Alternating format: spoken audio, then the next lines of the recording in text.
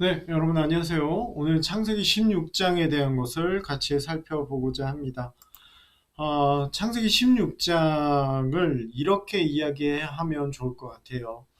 어, 드라마에서 남녀가요, 서로에게 사랑을 고백을 합니다. 그리고 이내 결혼식 음악이 들려요. 그리고 행복한 표정으로 웨딩 행진을 하고 많은 사람들의 축하를 받는 커플의 모습이 나옵니다.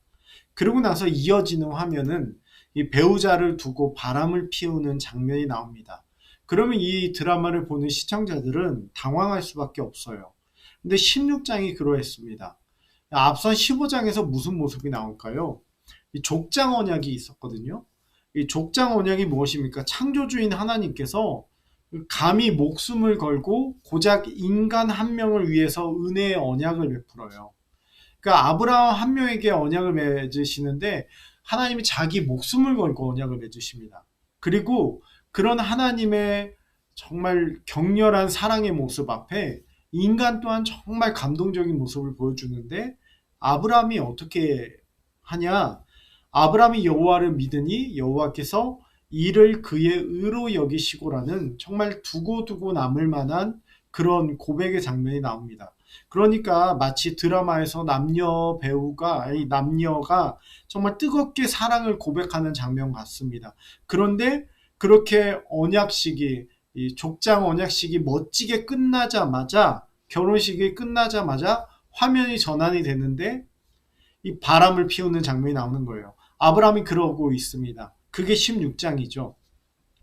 하나님의 약속을 신뢰했고 그것이 하나님을 믿으니 의로 여겨질 만큼 신뢰했던 아브라함이었는데 바로 하나님을 신뢰하지 않는 아브라함의 모습이 나오는 겁니다. 하나님의 약속이 안 이루어지는 것 같은 느낌에 아브라함은 인간적인 수단을 동원해서 자녀를 얻고자 합니다. 그것이 16장의 모습이라는 것이죠. 바로 이렇게 확 색깔이 바뀌는 것을 볼 수가 있습니다. 16장의 구조를 보려고 하는데요. 16장은 전반부는 사례가 주도권을 가지고 이야기를 끌고 갑니다. 그리고 후반부는 여호와가 주도권을 가지고 이야기를 끌고 가요. 이 왈키의 그 구조를 참고하면 이렇습니다.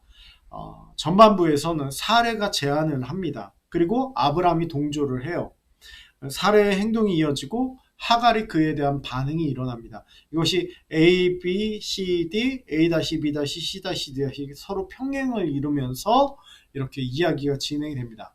후반부에는 여호와가 주도권을 이뤄요. 하나님의 사자인 천사가 나타나서 이 하갈의 상황을 살펴보면서 이 메시지를 전달하게 되죠. 그리고 하갈은 이후에 이제 하나님의 뜻대로 돌아오게 됩니다. 이런 것들이 대칭되면서 이야기들이 진행되고 있다는 것입니다. 자, 이제 조금 더 정확하게 살펴보려고 해요. 첫 번째 사건은 아브라함이 여종인 하갈과 동침을 했다는 겁니다. 아브라함의 아내가 생산치 못했고 그에게 여종이 있었는데 애굽 사람 하갈이었습니다. 이 사례가 아브라함에게 뭐라 그러냐면 하나님이 내 생산을 허락하지 않았다는 거예요. 그러니까 내 여종과 동침을 해서 자녀를 얻으라는 겁니다. 이 말에 아브라함이 동의를 합니다. 그리고 이제 하갈을 과 동침을 해서 자녀를 갖게 됩니다. 그게 가나안 땅에 거한 지 10년의 사건이었습니다. 10년 후의 사건이었습니다. 어, 고대 근동에 있어서는요, 출산 못한 여인에 대한 일종의 결혼 규약이 있었습니다. 아수르의 결혼 규약을 보면 결혼한 지 2년 이내에 아내가 생산하지 못할 경우, 출산하지 못할 경우 그 아내가 생산을 위해 노예 여자를 살 것을 명시하고 있습니다. 유대의 유명한 학자죠. 사르나가 이 부분에 대해서 이야기를 해준 게 있습니다. 또한 리피트 이시타르 법전에 보면 아이 낳지 못한 여인을 위해서 상속자를 낳아준 창녀의 존재를 언급하기도 합니다.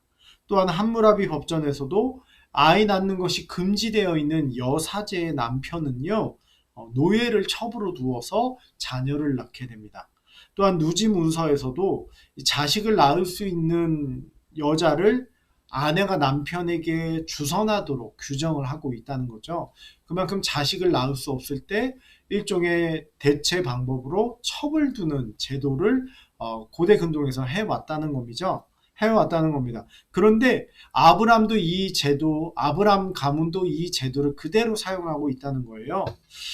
우리가 보면 사실 아브람이 앞서서 창세기 12장에서 애굽에 내려갔던 것도 이 가뭄이 왔을 때 그 근동의 그 사람들은 가뭄이 오면 애굽으로 내려가는 게 일종의 풍속이었어요. 근데 아브라함도 그 모습 그대로 따라서 애굽 내려갔었거든요. 그런데 이번에도 마찬가지입니다. 자녀가 없으니까 첩을 두는 거예요. 그러니까 세상 사람들이 다 하니까 그냥 하는 겁니다. 믿는 사람이라면 조금 다르게 살아야 될 것 같고, 특별히 하나님의 말씀을, 하나님의 약속을 받은 아브라함임에도 불구하고 아브라함은 그렇게 행동하지 않는다는 거죠.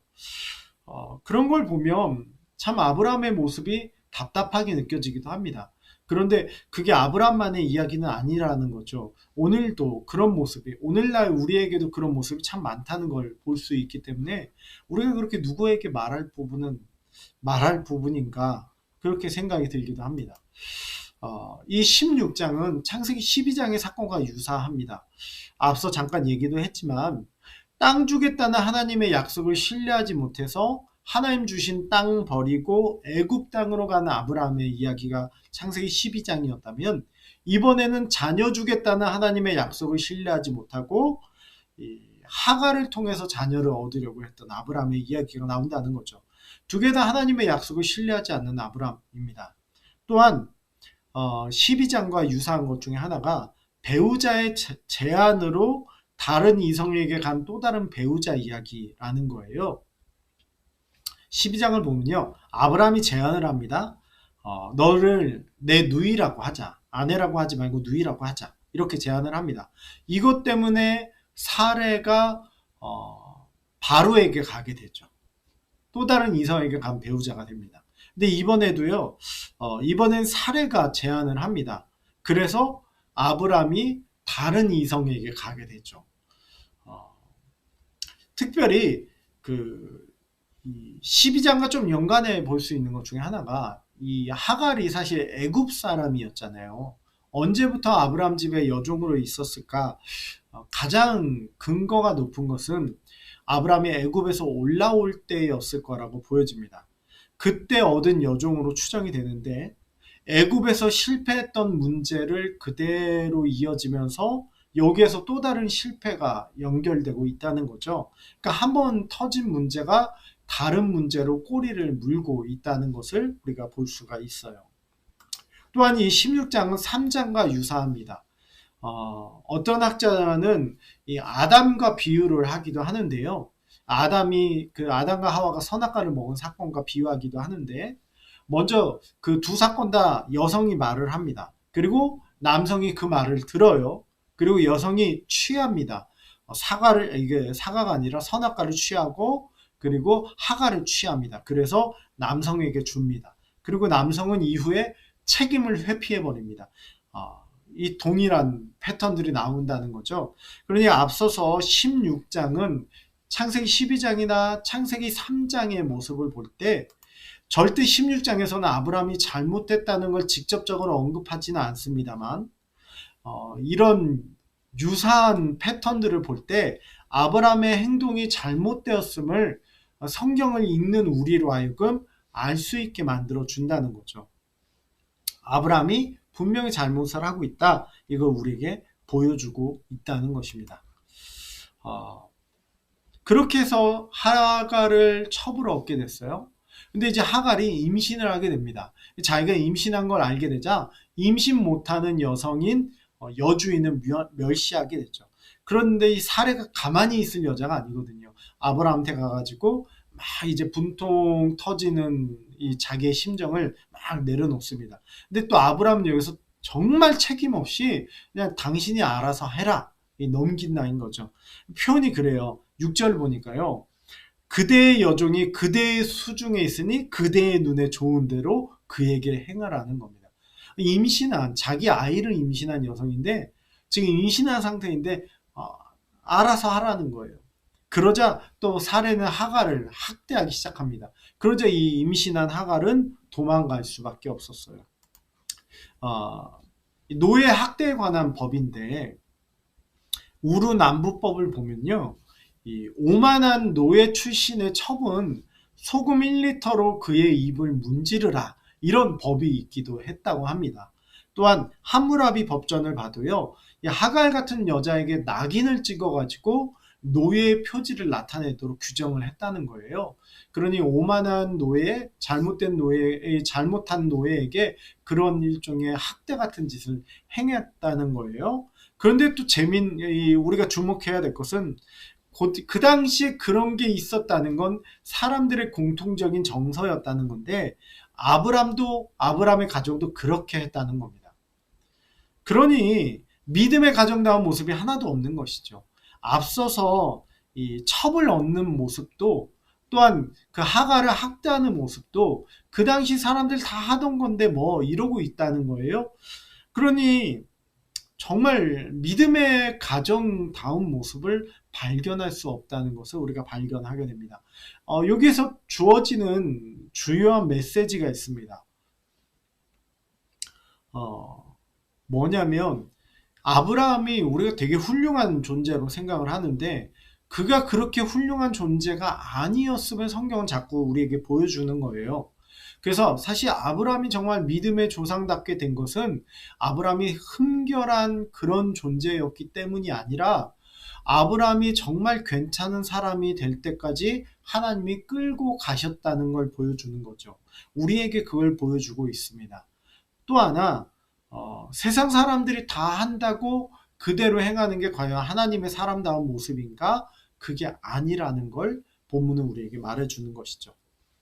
자, 마지막 이제 세 번째 사건입니다. 뒤처리는 언제나 하나님 몫이라는 거예요.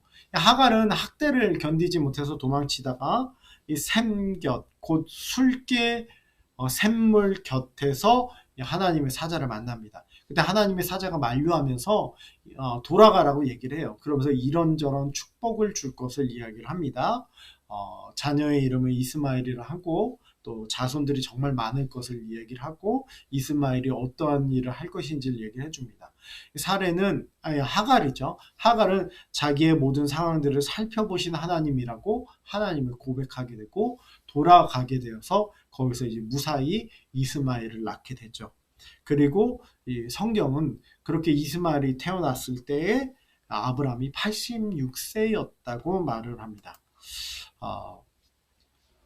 앞서서 이 7절을 보면, 여호와의 사자가 광야의 샘곁 곧 술길 샘물 곁에서 하갈을 만났다고 해요.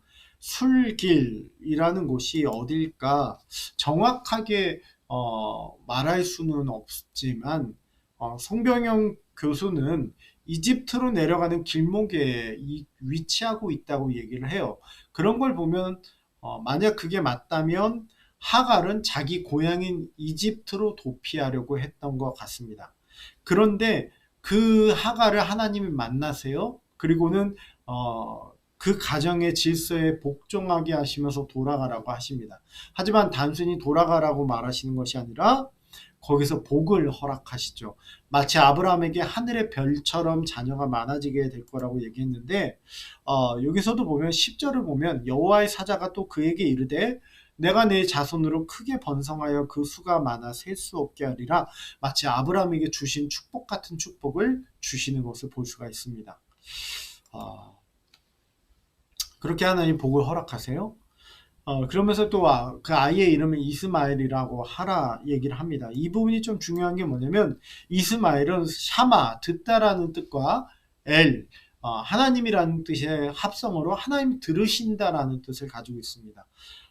그 이스마엘은 들나귀처럼 된다는데, 모든 사람이 그를 치겠고, 또 모든 사람을 치는 존재가 될 거다.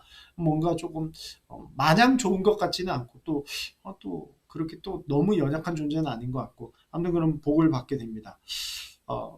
어쨌거나 이 들으시는 하나님에 대한 이야기가 이 후반부에 처음 나오게 됐고, 그 하갈은 하나님이 자기를 부엘라 헤로이, 나를 감찰하시는 하나님이다 라고 얘기하면서 하나님이 어떤 분인지를 이야기를 하게 되죠. 결국엔 이 16장 후반절에 하나님이 어떤 분인지 두 가지를 얘기하는데, 하나는 들으시는 하나님이고 하나는 보시는 하나님이라는 거예요. 하나님 들으시고 보시는 하나님이다, 이거는 우리에게 상당히 중요한 메시지가 되는데, 하나님 단순히 들으시고 단순히 보시는 게 아니라는 겁니다. 하나님은 약자를 돌아보시는 하나님이었다는 거예요. 여러분, 창세기의 처음 독자가 그 출애굽 독자들이지 않았습니까?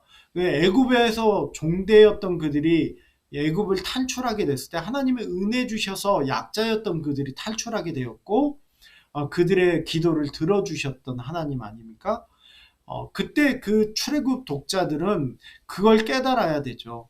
우리가 혈통적으로 우수하기 때문에 하나님이 우리를 들으시고 보시는 게 아니라 우리가 연약한 자이기 때문에 우리의 기도를 들어주시고 우리를 돌아봐 주시는구나 깨달아야만 되는 거예요. 왜냐하면 이 이야기가 주는 메시지가 사실 첫 번째 독자들 입장에서는 그 강자였던 애굽 밑에서 학대당했던 이스라엘인데, 이 창세기 16장에서는 반대로 강자인 이스라엘 밑에서 학대당한 애굽 여자였단 말이죠. 그 메시지가 단순히 하나님 들으시고 단순히 하나님 보신다는 이야기가 아니라, 하나님은 연약한 자의 기도를 들으시고 연약한 자를 돌아보시는 게 하나님이다, 이 메시지를 우리에게 전달하고 계시다는 거죠. 그렇다면 오늘날 교회가 해야 될 게 무엇인가 돌아볼 때, 하나님의 일을 하는 교회라면 단순히 듣고 봐주는 게 아니라 연약한 자를 돌아봐 줄 줄 알고 봐줄 줄 알아야 되는 게 교회가 해야 될 일이라는 걸 우리가 볼 수 있어요. 결국에 16장을 정리하면 이렇습니다. 약속이 이루어질 때까지 어떻게 살아야 되냐는 겁니다. 하나님이 그 자녀를 주겠다, 땅을 주겠다 이렇게 약속 주셨지만, 아브라함은 계속 그런 위기 때마다 하나님의 방법이 아니라 세상의 방법을 써왔습니다. 그 당시 사람들은 했던 거 그대로 따라 했어요. 근데 본문은 그게 잘못되었다고 얘기하는 거죠. 하나님의 사람이라면 하나님의 방법대로 약속이 이루어지길 바라야 한다라고 말하는 겁니다. 어떤 학자는 사례가 하나님의 약속을 자기의 지혜로 이루어 보려고 했다 이렇게 말하기도 하지만, 성경은 명확하게 사례가 그런 의지를 가지고 있었는지는 잘 보여주진 않습니다. 하지만 아브라함은 명확하게 그런 사람이었습니다. 하나님의 약속을 명확하게 받았음에도 불구하고 아브라함은 세상 풍속을 따라서 행동했다는 거죠. 이런 아브라함의 행동은 분명히 지탄받을 만합니다. 그런데 이게 아브라함만의 이야기가 아니라는 점이죠. 오늘날 교회도 세상이 추구하는 방식 그대로를 따라가는 모습을 얼마나 많이 보이는지 모릅니다. 기업이 하는 방식으로 교회를 경영을 하고 있어요. 그러니까 주 예수가 아니라 주식회사 예수를 만들고 있는 교회들의 모습을 볼 수가 있어요. 옆에 교회가 있어도 상관하지 않고 밀고 들어옵니다. 대기업이 초반 물량 공세를 해서 이렇게 딱 자리를 잡으려고 하듯이 문어발식으로 확장을 하면서 물량 공세를 합니다. 또한 전도라고 쓰고 홍보라고 읽어야 될 만한 행동을 하고 있습니다. 그렇게만 합니까? 갤럭시 쓰는 사람들을 아이폰 쪽에서 유치하려고 하고, 또 아이폰 쓰는 사람들을 또 갤럭시 쓰는 쪽에서 유치하려고 노력하는 것처럼, 통신사가 서로 간에 계속 유치하려고 노력하듯이, 고객 유치하려고 하듯이 다른 교회 성도들을 막 어떻게 해서든 뺏어가려고 하는 그런 모습들. 그러니까 한국 교회가 그렇게 행동하고 있죠. 모든 교회가 그런 건 아닌데 참 지탄받을 만한 나쁜 행동하는 교회들이 정말 주변에 많이 있는 걸 보게 됩니다. 근데 교회만 그런 게 아니에요. 성도들도요, 하나님의 약속을 기다림에 있어서 하나님의 방법대로 행동하려는 게 아니라 세상이 쓰는 방법대로 행동하려고 하죠. 세상이 성공하는 공식대로 하려고 합니다. 그런 모습들을 하다 보니 이 아브라함 가문에 풍파가 일어났었는데, 한국 교회가 무너지는 데 있어서 저는 한국교회가 정말 너무 큰 역할을 감당하고 한국교회 성도들이 큰 역할을 잘 감당했다 그러면 좀 그렇고요. 그냥 감당해가고 있는 안타까운 모습을 보이고 있다는 거죠. 정말 하나님의 방법대로 목회해야 되고 하나님의 방법대로 신자의 삶을 살아야 될 줄로 믿습니다. 두 번째는 들으시고 보시는 하나님이라는 거예요. 우리가 많이 부르는 복음성가 중에 하나님 사랑의 눈으로 너를 어느 때나 바라보시고 인자한 기로서 언제나 너에게 기울이시니, 이 고백이 되게 성경적인 고백인 것 같습니다. 하나님 우리의 상태를 들으시고 또한 보시는 하나님입니다. 그렇게 우리가 기도할 수 있는 힘을 얻지 않을까요? 기도할 수 있는 힘이 여기 있는 것 같습니다. 그렇게 우리 나의 상황을 보시고 나의 기도를 들어주시는 하나님이 있기에 우리 기도할 수 있습니다. 그런데 거기에서 끝날 것이 아닐 것 같아요. 앞서 얘기했듯이 16장의 첫 번째 독자들은 출애굽 세대였는데 참 아이러니한 장면이었잖아요. 강자인 애굽 밑에서 학대받다가 나온 약자인 이스라엘이 지금 읽는 얘기가 뭐냐? 강자 이스라엘에게서 학대받는 약자 이집트 여인이라는 거죠. 하나님은 연약한 자를 돌아보시는 분이라는 것, 이걸 기억해야 될 것 같습니다. 그래서 연약한 자의 기도를 들으시고 돌아보시는 하나님 앞에 정말 우리가 그런 하나님임을 두려워하면서 약자를 대하는 데 있어서 어떻게 행동해야 될지 스스로를 돌아봐야 되지 않을까 싶습니다. 네, 이런 것들을 살펴보면서 16장을 보면 도움이 될 것 같습니다. 이렇게 강의를 마치도록 하겠습니다. 우리 다음 주에 17장으로 만나 뵙겠습니다.